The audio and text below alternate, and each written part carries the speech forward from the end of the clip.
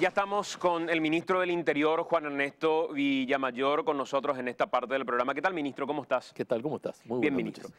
Ministro, en este momento, después de todo lo sucedido, recapitulando un poco en el caso Marcelo Piloto, ¿qué maneja el Ministerio del Interior respecto a eso que mencionabas ayer en el aeropuerto? Nosotros vamos a continuar con el trámite de extradición. ¿En qué punto se encuentra ese trámite de extradición y, si es posible, acelerarlo eventualmente? Nosotros estamos haciendo lo absolutamente imposible para acelerar el proceso.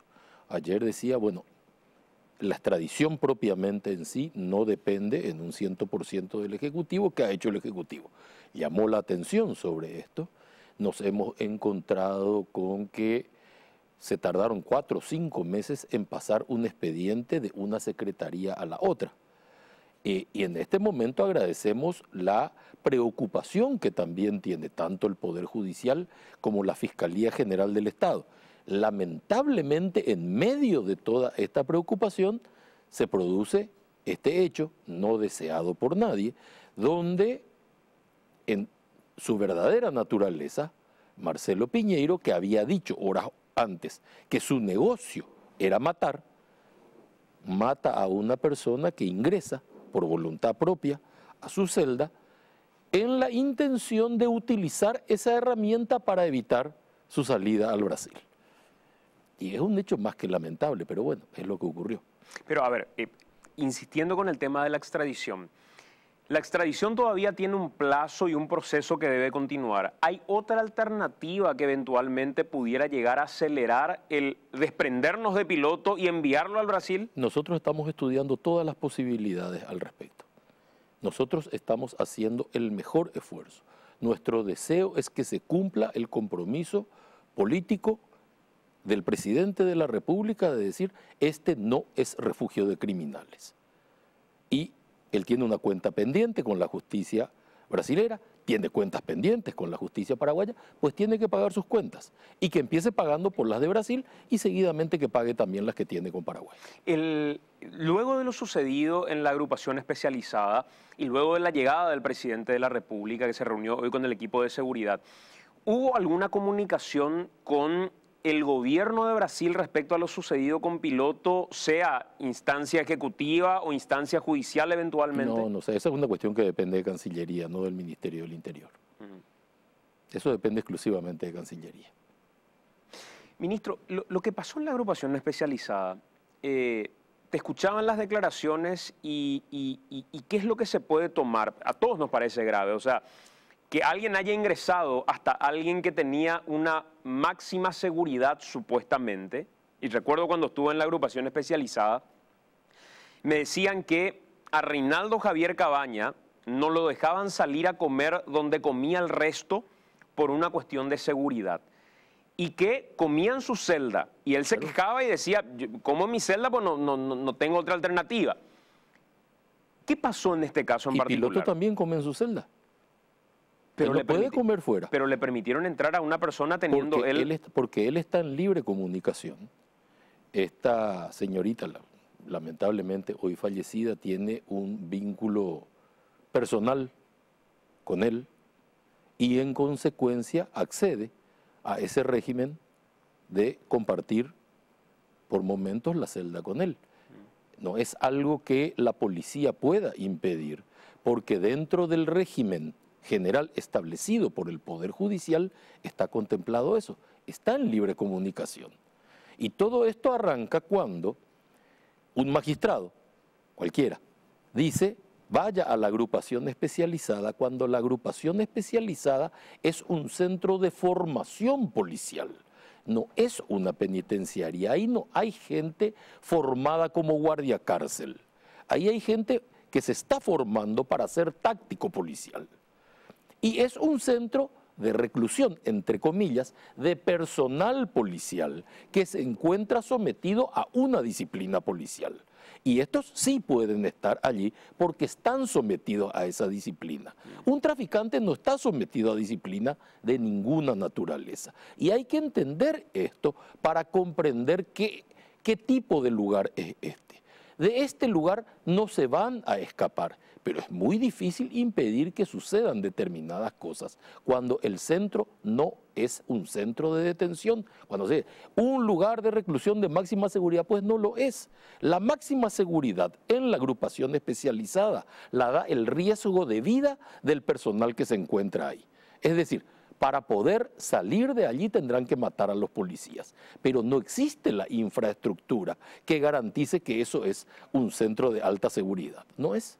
Pero, a ver, si es una determinación, digamos, de un magistrado que dice tiene que ir a la agrupación y tiene que estar en ese lugar, ¿cuál es la gestión que debería tener el gobierno como para conversar con la justicia y decirle, señores, dejemos de ver a la agrupación especializada como un lugar de reclusión, porque en la medida que ustedes no peguen el grito al cielo y no digan absolutamente nada, ese va a seguir siendo un lugar de reclusión? Coincido 100%, lo estamos haciendo en este momento. Yo me acerqué a conversar con ministros de la Corte sobre este problema y debemos reconocer también que tenemos una falencia en los centros penitenciarios, que son muchos años sin construir ninguno, y el que tenemos, la Penitenciaría Nacional de Tacumbú, es de un deterioro que da pena. Debemos reconocer, pero bueno, esta es la situación en la que nos encontramos. Es muy fácil construir desde el ideal, pero acá no hay un ideal, acá hay una realidad concreta. Hay una población que supera la capacidad de Tacumbú, hay población que supera la capacidad de todos los centros, hay reos peligrosos que no pueden estar en esos lugares, y entonces la gente dice, bueno, que vayan a la agrupación especializada o que vayan a Viñascué. Viñascué tampoco es un centro de detención para reclusos ordinarios. Entonces, se están desnaturalizando estas instituciones como consecuencia de la incapacidad del sector penitenciario de recibir a estas personas. Bueno, es la realidad que existe. Tenemos que construir sobre esta realidad. Es la realidad que hemos tomado, no es una realidad que construimos. Estamos trabajando sobre esta realidad y Dios quiera que se aceleren los procesos para que el Ministerio de Justicia tenga centros penitenciarios capaces de absorber a la población. ¿Cómo se determina el nivel de gravedad que al mismo tiempo sirve de parámetro para decir esta es la gente que se tiene que ir? Hoy sacan al comandante y subcomandante de la policía producto de lo que sucedió en la agrupación especializada.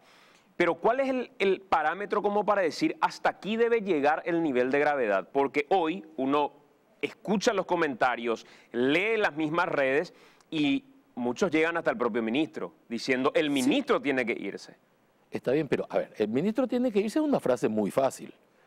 Se funda en una ignorancia militante, ¿verdad? Que la gente que tiene fanatismo por la ignorancia podrá decir eso. Esta situación se dio siempre y nunca esas mismas personas dijeron el ministro tiene que irse. O sea, hoy parece que todos tenemos un gran fanatismo porque detrás de esto se esconde un eslogan político, que todos sabemos de dónde viene. Tampoco hay que preocuparse mucho por eso. Pero esta es la realidad que nos dejó la administración que ellos nos reclamaron. Los mismos que hoy están diciendo el ministro tiene que irse, nos lo decían antes, respecto a este mismo hecho. Entonces, queda muy claro cómo se conforma. Este hecho en particular no se dio en la administración anterior. O sea, este hecho en particular no llegó a matar con este nivel de máxima seguridad a alguien dentro de la agrupación. Se dieron otros. Por ejemplo, hay un periódico que hizo un editorial preguntándose cómo, ADN en particular, cómo se permitió que se haga una conferencia de prensa de Marcelo Piñeiro. Y en la administración anterior, Pavao no hizo conferencia de prensa. ¿Cómo califican de insólito esto? Si hace 2 años estaba haciendo Pavao durante la administración de Horacio Cartes, o tenemos todo memoria selectiva. ¿Por qué no encaramos las cosas como son? Y las cosas son así. No hay ningún problema en esto. Ahora, ¿cuál es el parámetro? Ninguno. Y tanto es ninguno que al lado de un miembro del EPP, que al lado de un miembro del PCC y que al lado de un miembro del Comando Vermelho está Óscar González Daer. ¿Cuál es el parámetro? Ninguno. Es la decisión judicial que dice vayan para allá. No hay más que eso. Y esto hay que decirle a la justicia, pues bueno, no los traigan más acá, porque este no es el lugar en el que se deben encontrar.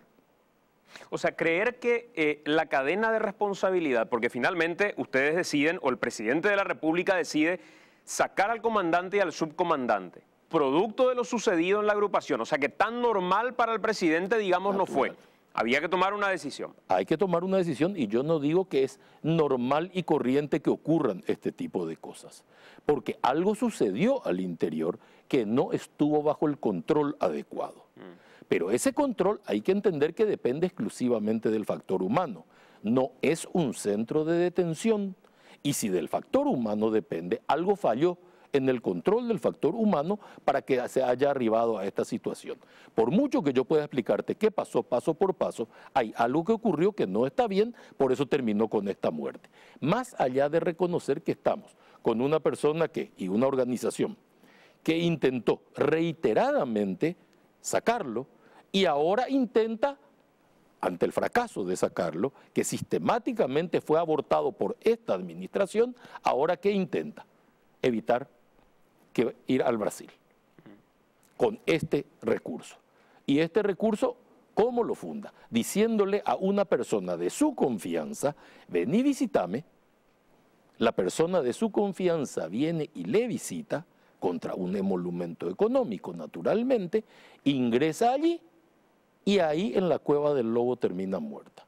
Y si no hubiese sido esta persona, podía haber sido su abogado, podía haber sido el fiscal en la audiencia, podía haber sido la esposa en el casamiento que pidió, podía haber sido el testigo o el juez de paz, cualquiera. Porque la decisión de matar ya estaba tomada. Iba a matar a cualquiera. Lamentablemente, le tocó a esta chica. Pero esto que desnuda lo que es Marcelo Piñeiro. Eso desnuda. Sin perjuicio de que debemos reconocer, hubo un error dentro del procedimiento general que permitió que esto ocurra. Por eso hablo, ministro, de la cadena de responsabilidades. Yo creo que la crítica, no sé si es solamente atribuible a eso que decís, una ignorancia supina de un sector político en particular que dice el ministro Villamayor tiene que irse. Porque finalmente, por eso pregunto hasta dónde llega la cadena de responsabilidad y por qué en esa cadena de responsabilidad el presidente dice: esta cadena de responsabilidad no llega solamente hasta el jefe de la agrupación especializada, llega hasta el subcomandante o llega hasta el comandante. ¿Y por qué corta la cadena al presidente y dice, llega hasta ahí, pero no llega al ministro del Interior? Vos decís que revela quizá una ignorancia por parte de quienes dicen que el ministro también tiene que irse. No, pero hay gente que te va a decir que tiene que renunciar al presidente también. Es más, si mañana aparece un motochorro que renuncie el ministro del Interior, motochorro había antes que yo sea ministro del Interior, ¿o no? La gente se peleaba a la salida de la cancha antes que yo sea ministro del Interior, ¿o no? Y cada vez que sucede algo tiene que renunciar el ministro del Interior. ¿En serio es eso? ¿En qué país del mundo cada vez que se comete un delito tiene que renunciar el ministro del Interior? Y esto se está seleccionando así, viene con criterio selectivo el ataque. Por eso no es que no es tan así, sí es así, porque se está utilizando políticamente. Hay gente que de buena fe puede caer en eso, no hay ningún problema, pero escapa la racionalidad y eso también tenemos que reconocerlo. Y mira que yo no le tengo apego al cargo. No le tengo ningún apego al cargo. En ningún momento es más, vos grabaste cosas que me dijiste algún día te voy a reclamar cuando te dije no me voy a candidatar a nada.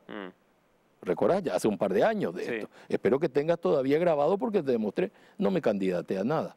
Yo tengo un acuerdo con el presidente de la República, ocupar esto. Jamás yo voy a entorpecer ni voy a perjudicar la imagen del presidente de la República ni la administración. Y si yo me tengo que ir por algo, soy el primero en irme. Yo no tengo en ningún momento, desde que se dio este episodio, fue una charla con el presidente el decir, aunque el cargo siempre está a disposición, o sea, convengamos que eso es así. Pero en ningún momento fue parte de la charla decirle al presidente, presidente, si usted considera que el que se tiene que ir soy yo me voy. Pero el presidente sabe eso. El presidente sabe perfectamente eso. Y sabe que lo voy a hacer sin ninguna molestia. Y sabe que mi amistad con él es invariable. Yo no me manejo por cargos. Absolutamente no. O sea, no funciono yo por ese lado. A mí no me manejan por ahí. ¿Por qué decidieron que ahora era necesario hacer este cambio seleccionando al nuevo comandante y al nuevo subcomandante? ¿Cuál fue el criterio para decir que el comandante tiene que ser Gregorio Walter Vázquez y el subcomandante Eladio Sanabria Morán? ¿Por qué ellos? Porque ellos es responsabilidad mía. Yo asumo toda la responsabilidad de ellos dos.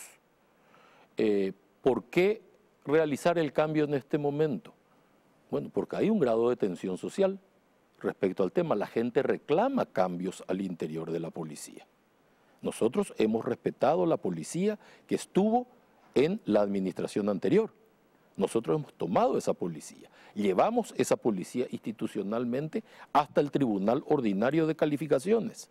El Tribunal Ordinario de Calificaciones promovió a la gente y en base a esa promoción se tomaron las decisiones en este momento, cuando todavía los promovidos aguardan la decisión de la Cámara de Senadores para confirmar los ascensos. Pero ya tenemos la decisión del tribunal. Es decir, lo hicimos en respeto a la institucionalidad policial, porque pretende el presidente y pretendo yo con él, que la policía dependa orgánicamente del Ministerio del Interior, y no de transnacionales ni de empresas privadas. Ahora sí, lo que se quiere, y si algunos quieren cambiar al ministro del Interior, sacarlo de la política para poner algún gerente de alguna empresa, de algún mandatario, no, esa es la política del presidente. O sea que hay que entender, cuando decís de estos cambios me hago cargo, o de la selección de esta gente me hago cargo, que lo que ocurra con esta comandancia en particular ya no es atribuible a decir posteriormente, no, esta es la herencia del gobierno anterior. Es responsabilidad mía. Es responsabilidad mía. ¿Y de dónde los conoces? Como para decir, es la gente idónea para tomar la comandancia de su Los vi trabajando estos días. Yo tampoco soy policía. Ingreso a un ministerio que es político, donde lo que se me va a reclamar es el fracaso de un área que nadie puede controlar en 60 días. Es imposible que una persona, salvo que sea un policía, pero entonces el ministerio va a ser solo de la policía, olvidémonos del ministerio político. Y acá lo que se decide es que la política es el eje de conducción y la policía se somete a decisiones políticas de seguridad, no a decisiones operativas. El ministro del Interior no es el superjefe de policía que tiene que estar viendo si las luces de las patrulleras se prenden o no se prenden, cuánta patrullera hay, cuánto hay que cambiar, qué licitación hay. Yo no he tocado el rubro de la policía, yo no he tocado el presupuesto de la policía, yo no le he preguntado a la policía en qué está licitando y en qué no. Estoy controlando una política de seguridad. Y la gente a veces pretende que uno esté en el día a día policial. Entonces se pierde de vista lo que es el ministerio y en realidad lo que tenemos es otro jefe de policía encima del comandante de la policía. Y eso es absolutamente impropio. El comandante de la policía es el que tiene responsabilidad operativa policial y él tiene que responder por eso.